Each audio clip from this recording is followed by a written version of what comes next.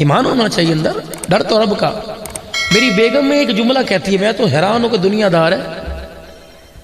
अब उसने दीन पढ़ा के मुझे कहती है हनान किस चीज के लिए परेशान हो, अदब सबका डर रब का बस। सुभान अल्लाह। मैंने कहा खुदा पाक की कसम तौहीद का सारा खलासा इसी पर मुश्तमिल है, अदब सबका करो। अभी पिछले दिनों हम जहाज में सफर कर रहे थे तो उस महीने मेरे 3 सफर थे उस जहाज के अंदर, उस एयरलाइन में। और मैं उन्हें वार्निंग दे के आया, मैंने कहा मेरे 22 चैनल चलते हैं, 22 मेरे नाम से। इतना तुम्हें गंदा करूंगा, इतना तुम्हें गंदा करूंगा कि हुजूर की गुस्ताखी करना भूल जाओगे। वो कहने का सर मैंने कहा क्या सर, खुदा अकबर की कसम है, अल्लाह जल्ला शानू की कसम है, हुजूर सल्लल्लाहु अलैहि वसल्लम की गुस्ताखी देखें, सर तो दूर की बात है, हमें इंसान के लाने का भी हक कोई नहीं है। वो नाश्ता दिया ना उन्होंने, एक दफ़ा खाना, एक दफ़ा रात का खाना दिया। इस मरतबा 16 तारीख को मेरा नाश्ता दिया तो शेजान की कैचअप जैम बकरोड़ में कही क्या कर रही थी। मैंने कहा ना ज़मीन पर ना आसमान में, हवा के अंदर है, ये सामने रखा हुआ हुजूर के दुश्मनों की सौगात रखी। अगर इसी हालत में इस्राईल अलैहिस्सलाम ने खुदा की कसम आ रहा जहाज रोक दिया, बता मरने के बाद कहाँ जाएंगे। दुनिया शहीद शहीद के नारे लगाएगी, पता नहीं हमारे साथ अल्लाह क्या कर रहा होगा। मैंने कहा हर चैनल पर जाके गुफ्तगू करूंगा, हर तकरीर में जाके गुफ्तगू करूंगा, इस एयरलाइन को, इस ब्लू एयरलाइन को बिल्कुल इसका बाइकाट कर दो। जब तक कादियानियों की मसनूआत का बाइकाट नहीं करेंगे हम तुम्हारे जहाज के अंदर सफर करना छोड़ देंगे इंशाअल्लाह। तुम्हारे गांव में कितने बहकाने वाले हैं, तुम्हारे गांव दुकानों पे अंदर 100 रुपए की चीज 25 रुपए की चीज देने में आए, खुद पढ़ना नहीं आता, किसी से पर्ची पढ़वा लिया करो, किसी से मोनोग्राम टाइटल पढ़ा लिया करो कि इस डब्बे के ऊपर हुजूर के गुस्ताखों की कंपनी का तो नाम नहीं लिखा हुआ। रब अकबर की कसम उसे दुकान से उतार दे, उसकी प्रोडक्ट को दीवार पर मार दे। खुदा पाक की कसम बेशक वो नाराज हो या नाराज हो, आमना कल रोजे में हंसने लग जाएगा।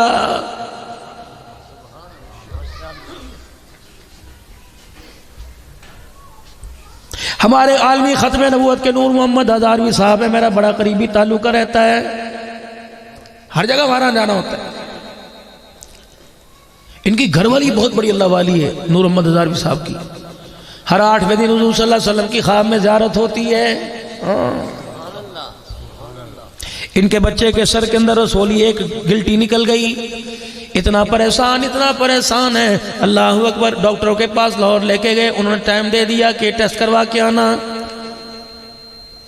बोली हैदर अली साहब बता रहे थे, फरमाया रात को नूर मोहम्मद हजारवी साहब रहमत दामत वहुज़ुम की घरवाली मुसल्ले पे बैठ के रोने लग गई। इतना रोई और रोते रोते आंख लग गई। ख्वाब में रसूल सल्लल्लाहु अलैहि वसल्लम की ज़ियारत नसीब हो गई। अल्लाह अकबर। कहने लगे अल्लाह के नबी है, मेरा बच्चा बीमार है। डॉक्टर ने सर के अंदर रसोली बताई है, गिल्टी बताई है। पाक पैगम्बर ने अपने करीब कर लिया और यूं करके सर पे हाथ फेरा, कवर गिल्टी करब अकबर की कसम है, सुबह उठे माथे से गिल्टी का निशान ही खत्म हो गया था। लाहौर चेक, अभी की बात है, लाहौर चेक कराने के लिए गए। डॉक्टर कहने लगे पिछले हफ्ते तो लेके आए थे, इतनी बड़ी रसोली थी, लगता है काम इस तबीब ने नहीं किया बल्कि तबीबों के तबीब ने काम कर दिया। उनकी नौकरी करके तो देखो, हम करते नहीं उनकी नौकरी। कड़े वाले को देखा कड़ा पहन लिया, कपड़े वाले को देखा कपड़ा पहन लिया, तबला सुरंगी वाले को देखा उसके ढंग में ढल गए, चादर वाले को देखा उसके रंग में ढल गए, कुत्ते वाले को देखा उसके रंग के अंदर ढल गए। और कहते हो लोगों चलो कोई बात नहीं, ईमान तो अपना बचाओ, भूख लगी है चावल तो मिल जाएंगे। तुझे क्या पता ये बिदआत या हराम का एक एक चावल का दाना तेरे अंदर से 50-50 साल के ईमान को जाया करके रख देगा।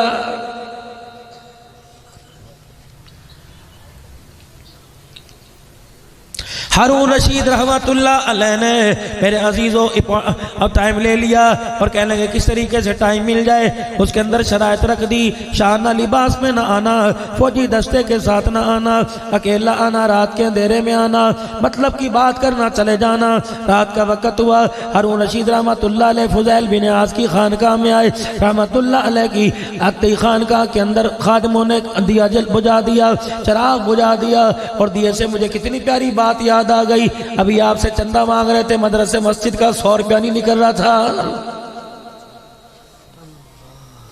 एक तरफ जन्नती बाग है, एक तरफ मोहम्मदी बाग है। मदरसा मोहम्मदी बाग है, नबी के मेहमान पढ़ते हैं। जन्नती बाग अल्लाह का घर है, जहाँ अल्लाह के बंदे खुदा को सजदा करने के लिए आते हैं। मुसलमान तेरी जिम्मेदारी है, तूने मोहम्मदी बाग को भी आबाद रखना है, जन्नती बाग को भी आबाद रखना है। और मोहम्मदी बाग है क्या? हज़रत अली रज़ी अल्लाह तआला अन्हु से आपने फरमाया था, किसने? जनाब मोहम्मद मुस्तफ़ा सल्लल्लाहु तआला अलैहि वसल्लम ने फरमाया, अली कुरान पढ़ा कर, कुरान पढ़ाया कर। अगर तेरी मौत आ गई क़यामत के दिन अल्लाह तुझे शहीदों में खड़ा फरमाएगा। ए अली कुरान पढ़ा कर, कुरान पढ़ाया कर। अगर इस हालत में मौत आ गई, तेरी कब्र पर फरिश्ते ऐसे ज़ियारत को आएंगे जैसे फरिश्ते बैतुल्लाह की ज़ियारत को जाते हैं। इतना बड़ा मर्तबा है। कोई कहता नियत करो बच्चों को कुरान पढ़ाऊंगा, कोई कहता नियत करो पोते दोतों को कुरान पढ़ाऊंगा, कोई कहता नियत करो जी भाई को कुरान पढ़ाऊंगा। खुद अपने आप नियत क्यों नहीं करते? 50 साल वाला तू भी नियत कर ले, 60 साल वाले आप भी कर लो, 25-30 वाले कर लो। अल्लाह मुझे तौफीक दे तो मैं खुद भी कुरान पढ़ूंगा। बंदा कहता है ये मेरी उम्र है, दांत मुंह में नहीं रहे, हड्डे गुड्डे मेरे टूट गए, दाढ़ी मेरी सफेद होगी, अब पढ़ना शुरू कर दे। बेशक औज़ुबिल्लाह बिस्मिल्लाह पढ़ी, अली बात आसा पढ़ा, तख्ती नंबर 7-8 पर हमजा जबर बा जबर बा दाल दो जबरदन अबदल पढ़ते पढ़ते मौत आ गई। रब अकबर की कसम है, दुनिया की यूनिवर्सिटी है, दुनिया में कुरान की यूनिवर्सिटी 7वें आसमान के ऊपर है। बैते मामूर के पास इब्राहीम अलैहिस्सलाम बैठा कुरान पाक पढ़ा रहे। जिब्राइल अलैहिस्सलाम से पूछा, जिब्राइल ये कौन है बाबा, ये कौन है सफेद दाढ़ी वाला? दाएं बाएं बड़े छोटे बच्चे बैठे हैं। कहा आपको नहीं पता, आपकी उम्मत का जो कुरान का हाफिज पढ़ते पढ़ते फौत हो गया 7वें आसमान के ऊपर, इब्राहीम अलैहिस्सलाम ने मदरसा खोल रखा है, जो 15-12 पढ़ के आया इब्राहीम ने कुरान का मुकम्मल हाफिज बना रहा है। कारी मुश्ताक साहब की कौन मिलत समाजत करेगा? कारी साहब आप भी बे लोग हो, आप भी भोले लोग हो, आप भी बादशाह हो, आप हमारे बच्चों को तो जन्नत में लेके जा रहे हो, हमारा क्या बनेगा? हमें भी कुरान पढ़ाया करो ताकि बच्चों के साथ खुदा हमें भी जन्नतुल फिरदौस में दाखिल फरमाए। कौन नियत करता है कुरान पाक पढ़ने की? सच्ची करियो, अल्लाह के आगे झूठ नहीं बोलना, पक्की बात। सर्दी के मौसम में वक्त है, मगरिब इशा इकट्ठी नमाजें हो जाती हैं, 1.5 घंटे के साथ दोनों नमाजें होती हैं।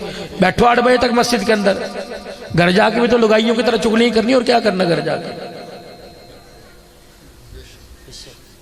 बैठ के बहू के कमरे में ही झांकना और क्या करना? बहुत गलत बात है। सगी औलाद अपने माँ बाप से तंग है, रोटी की वजह से नहीं, तीली लगाने की वजह से। सगी औलाद वो तेरा गुसल खाने के पास बन जा, तू झांक झांक के बहू के कमरे के अंदर क्या देख रहा है?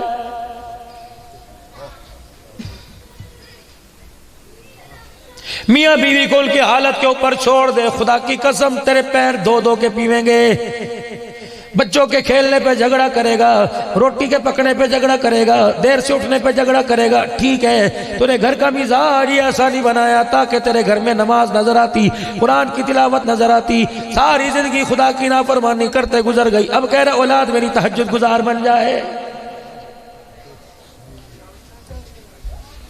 जब रकबा तेरे पास था, दुकान तेरे पास थी, कारखाना तेरे पास था, जब इन मसरूफियतों में तुझे खुदा याद नहीं आया, अपने बच्चों के हवाले करके अब मस्जिद में जाके रोता है। अब तेरे बच्चों को इन हालात में खुदा कैसे याद आएगा?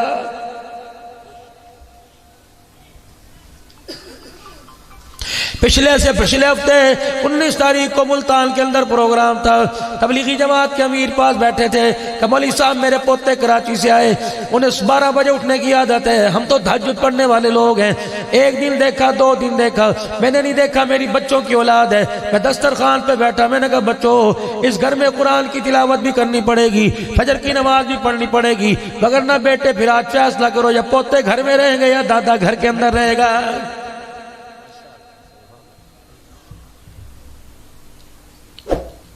जब बाप और बेटा, दोता पोतरा, ये दादा नाना नानी दादी, माँ भाभी बहू समेत बहनों समेत सारा का सारा गधों की तरह टीवी के आगे बैठकर अल्लाह की नाफरमानी कर रहा होगा, तो खुदा की कसम माँ बाप को जुर्रत नहीं होगी बेटे को नमाज कुरान की तलकीन कर सके।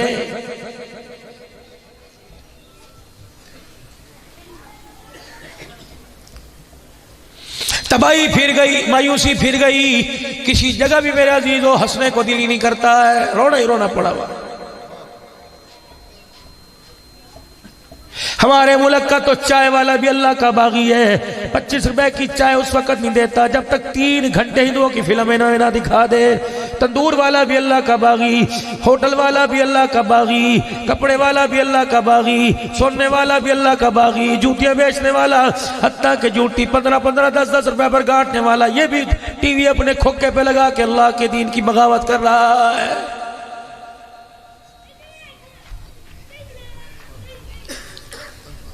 मस्जिदों के रास्ते में जाते हैं, खुदाए पाक की कसम मस्जिद की दुकान के अंदर किराएदार है, उसे भी शर्म नहीं आती ही कि नमाज के वक्त गाने की आवाज नीची कर दे। जो वुजू करके अल्लाह के घर में जा रहा है, मुझे तो उसके बारे में तो यूं कहा, जो वुजू करके नमाज की तैयारी में जाता है ऐसा जैसे हराम बांध कर बैतुल्लाह में जा रहा है। कितना बड़ा जुल्म है। मस्जिद की किराए के अंदर दुकान रखने वाला, उस दुकान के अंदर किराया देने वाला, ये भी अल्लाह के दिल का बागी बना बैठा है।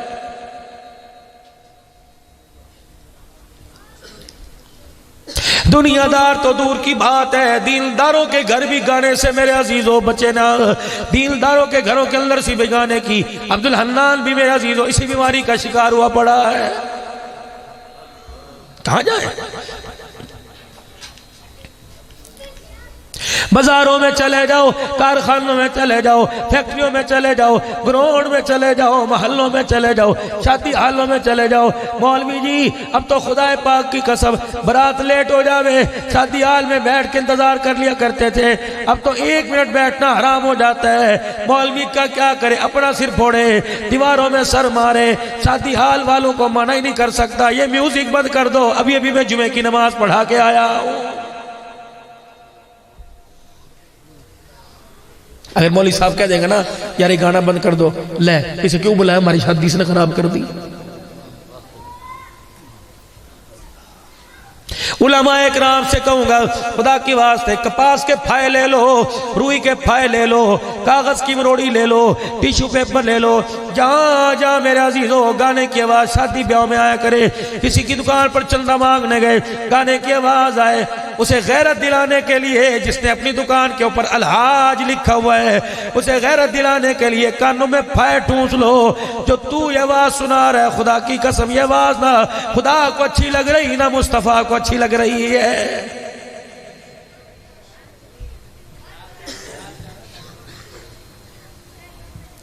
फकीर लोग हैं, सच्ची बात करेंगे, लेना देना मुकद्दर होगा भाई।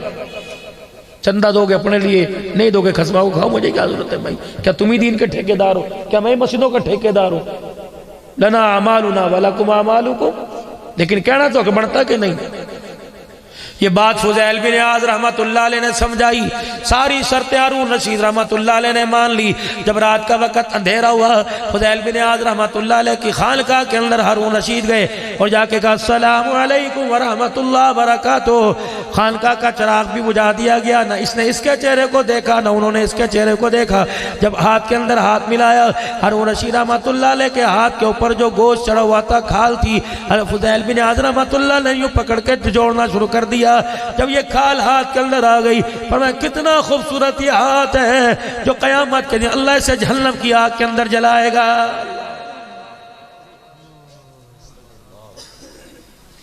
ये अल्लाह वाले होते हैं, सीधी बात। कितना खूबसूरत हाथ है। अल्लाह कहले क्या हुआ?